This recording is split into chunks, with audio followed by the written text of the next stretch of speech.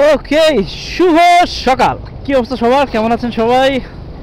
আশা করতেছি অনেক ভালো আছেন। আমি অনেকদিন পর আমার সেই আগের ইন্ট্রোটা দিলাম, মিস করতেছিলাম আর কি। আর ইয়েস, আজকে একটু বাইকটা একটু রাফ চালাচ্ছি। রাফ বলতে একেবারে রাফ না, রাফ বলতে যা বোঝায় হয়তো বা 1-150-তে চালাচ্ছে, আসলে ওরকম না। চালাচ্ছি এরকমই 60-70-80-90 এর মধ্যে। বাট কাহিনী যেটা হয়েছে সেটা হচ্ছে ইঞ্জিন অয়েলটা মানে আমার কাছে মনে হচ্ছে যে হুট করে অনেক বেশি স্মুথ করে ফেলছে আমার ইঞ্জিনটাকে। একেবারে স্মুথ লাগতেছে আমার কাছে ইঞ্জিনটা। এটার পিছনে আর একটা কারণও আছে, তবে কারণটা কোনোভাবেই যৌক্তিক না। তার কারণ হচ্ছে আমি ইঞ্জিন অয়েলটা ড্রেন দিছিলাম হচ্ছে সাজেক যাওয়ার আগে। এই দেখেন 2599, তার মানে 2600 কিলো চলছে। এই একটা ইঞ্জিন অয়েল দিয়ে মতুলের অরিজিনাল 10W40 মিনারেল যে ইঞ্জিন অয়েলটা, এই ইঞ্জিন অয়েলটা আমি সেই সাজেক যাওয়ার আগে ভরছিলাম। এখন এটাই চলতেছে। মাঝখান দিয়ে আমি চেঞ্জও করতে চাইছি সত্যি কথা বলতে, বাট চেঞ্জ করা হয় নাই। তার কারণ আমি আশেপাশে যে ইঞ্জিন অয়েল পাচ্ছিলাম বেশিরভাগই নকল পাচ্ছিলাম, অরিজিনালটা পাচ্ছিলাম না। অরিজিনালটা একজনের কাছে পাচ্ছিলাম, কিন্তু আবার দাম বেশি চাচ্ছিল। কারণ আসলে ইঞ্জিন অয়েলের অনেক ব্যাপার স্যাপার আছে, অনেক গোমর আছে।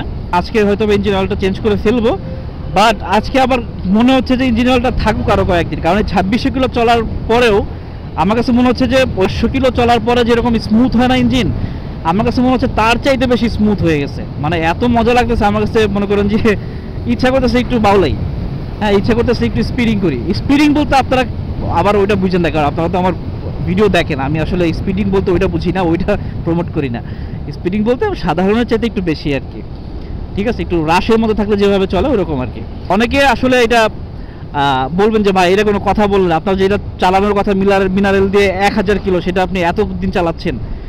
বিশ্বাস করেন ভাই, আমি মানে আমি আমি আপনাদেরকে কোনোভাবেই উস্কাই দিচ্ছি না যে আপনারাও 2-3000 কিলো চালান একটা ইঞ্জিন অয়েল দিয়ে। আমি এটা কোনোভাবেই বলতেছি না, বাট আমি আসলে কয়েকবার চেক করে দেখলাম। আমি তো এর আগেও ইঞ্জিন অয়েল নিয়ে অনেক এক্সপেরিমেন্ট করছি। দেখলাম লাস্ট টাইম ইঞ্জিন অয়েলটা কখন আমরা ড্রেন দিই, যখন ইঞ্জিন অয়েলের কার্যক্ষমতা কমে যায়, ভিসকোসিটিটা যখন কমে যায় তখন, রাইট? বাট আমি যে কয়বার ইঞ্জিন অয়েল ড্রেন দিলাম, ড্রেন দেওয়ার পরে দেখি যে ভিসকোসিটিটা ভালোই আছে। মানে 1000 কিলোর পরে যেরকম হয় প্রায় ওরকমই আছে। খুব বেশি খারাপ যে হয়েছে ব্যাপারটা ওরকম না। মানে এখনও ইঞ্জিন অয়েলটা চলবে, ভালো আকারে চলবে। তাও মনে করেন যে আরও 500-800 কিলো চলার কথা, এরকম পর্যায়ে আছে আর কি। তো এরকম পর্যায়ে যদি থাকে তাহলে তো আমার ইঞ্জিনের সেটা রাখতে সমস্যা নাই আমার, তাই না?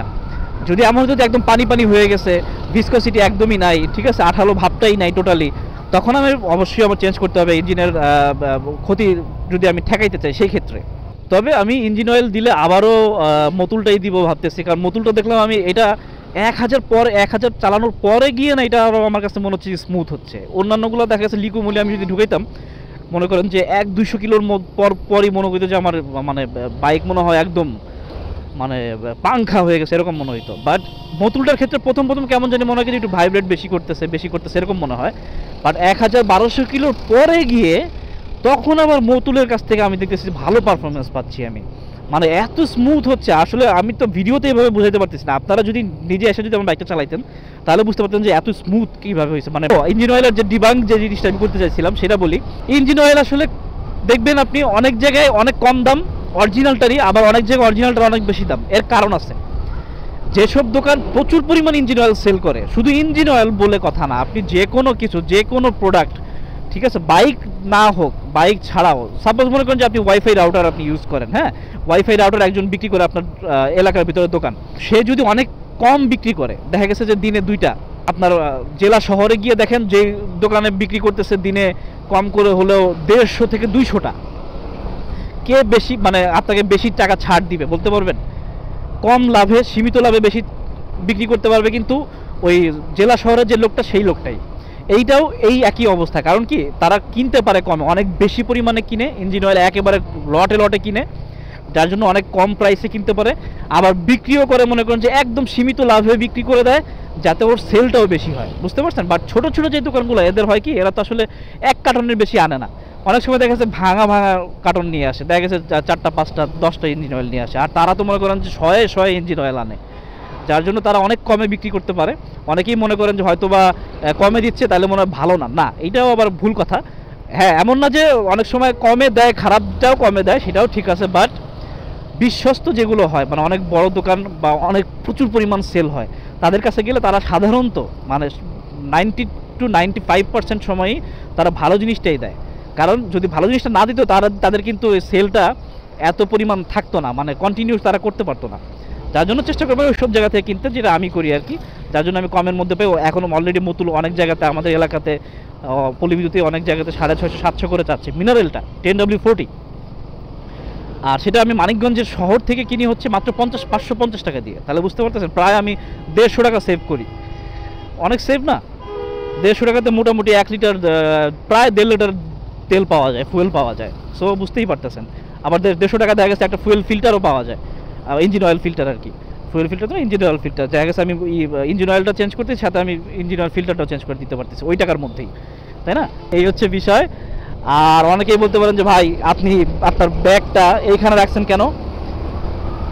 এই ব্যাগটা এখানে রাখাটা আসলে আমি নিজেও জানি যে সেফ না, কিন্তু আমার রাখতে হয়েছে, আমার কোনো উপায় ছিল না। কারণ আমি যদি চাইতাম, পিছনে আমি করছিলাম ওই বানজি কর্ড দিয়ে বাঁধছিলাম, বাঁধার পরে দেখি যে এটা খোলা, মানে আমি যেহেতু মানিকগঞ্জ যাব, মানিকগঞ্জে ক্লাস আছে অটোমোবাইলের ক্লাস, তো গিয়ে আবার এটা খুলতে হবে, আবার নিয়ে যাবো, আবার এসে বাঁধতে হবে, আবার বাসার নিচে গিয়ে খুলতে হবে। যদি ট্যুরে যেতাম একটা ব্যাপার ছিল যে একটানা যাবো গিয়ে ওখানে খুলে ফেলবো, ব্যাপারটা ওরকম না। যার জন্য বানজি কর্ডটা আমার মানে খুব ঝামেলা হয়ে গেছিলো। এই জন্য চিন্তা করলাম যে এইভাবে নেই, একটু সতর্ক থাকতে হবে, এই হচ্ছে বিষয়। কারণ এই ব্যাগটা আমার ঘাড়ে নিতে পারতেছি না আমি। কলার বোন আছে না, ঘাড়ের যে কলার বোন, ডান পাশের কলার বোনের উপরে এটা অনেক ভার ছিল, তো খাবার দাবার ছিল, আবার হেলমেটেও মনে করেন যে চাপ দিয়েছিল, ওগুলো ঘষা খাইতে খাইতে আমার কলার বোনের উপরে ছিলে গেছে। এখন এটা আমি কোনোভাবে ঘাড়ে নিতে পারতেছি না, সামনেও নিতে পারতেছি না ঘাড়ে, পিছনেও নিতে পারতেছি না ঘাড়ে, ডান পাশে খুব ঝুলতেছে। যার জন্য এই ব্যবস্থা। অনেকে হয়তো বা মনে করবেন যে ভাই এটা কি কোনো সিস্টেম হলো, আপনি মোটর ব্লগার, আপনি এইরকম কাজ কেন করতেছেন? বাট আসলে ভাই এটা আমার আসলে কিছু করার ছিল না, এই হচ্ছে বিষয়। অনেক বেশি বকবক করছি আমি জানি, অনেক বেশি বকবক, অনেকদিন পরে শুনলেন, একটানা বকবক করেই গেলাম, কিছু মনে করবেন না, ক্ষমা সুন্দর দৃষ্টিতে দেখবেন। এবং ইঞ্জিন অয়েলের ব্যাপারটা মাথায় রাখবেন, ইঞ্জিন অয়েলটা চেঞ্জ করবো। সো কারা কারা কী কী ইউজ করতেছেন আপনাদের জিক্সারে অথবা ইয়ামাহাতে আমাকে একটু কমেন্ট করে জানান কোনটা ভালো হবে এবং বর্তমান প্রাইস কত, এটাও একটু জানাই দিন। হ্যাঁ, ভালো থাকেন, সুস্থ থাকেন, দেখা হচ্ছে আবার পরবর্তী ভিডিওতে। টিল দেন, আল্লাহ হাফেজ, টাটা।